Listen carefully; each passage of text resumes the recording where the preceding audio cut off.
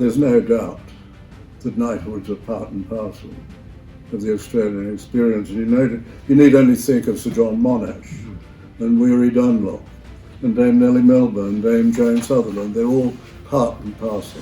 Sir Donald Bradman. Sir Donald Bradman, an excellent addition. When you decided you would restore knighthoods and you recommended a knighthood for Prince Philip, your treacherous enemies in your cabinet and many in the media decided to go out and attack you. And this was based on a lie, or a number of lies. Firstly, that knighthoods were and damehoods were un-Australian, that Philip had done nothing for the country, and I think we could be here for about a quarter of an hour if I listed what he had done for the country, that it was unusual and an exception, although about 40 different countries, republics and monarchy, had done the same without politicians or the media in those countries batting an eyelid. And they were doing something which my mother used to say to me. I think it was an old Dutch proverb. She used to say, if you want to hit someone, you can always find a stick. And this was the stick that they used to hit you. One of the things you could have done, had you asked me, was that you could have done what the New Zealanders did and offered an upgrade of those at the AC level of the Order of Australia. What your successor has done is created a mess.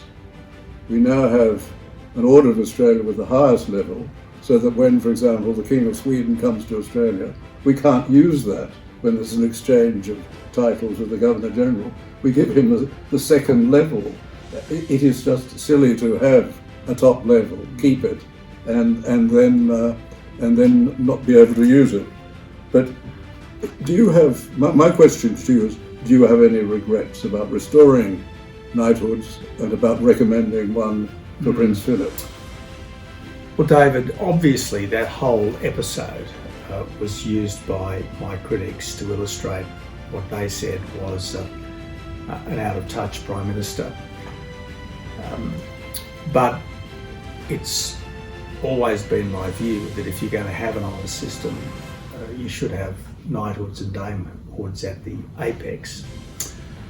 And so, do I regret doing it? I guess I regret the use that was made of it by critics. And I could have done it perhaps in a more politic way by, as you say, drawing more on the New Zealand example when they restored knighthoods and putting it more firmly in the hands of the Council of the Order of Australia rather than keeping control over that particular award myself. But look, it is what it is. There's a sense in which it's all just dirty water under the bridge.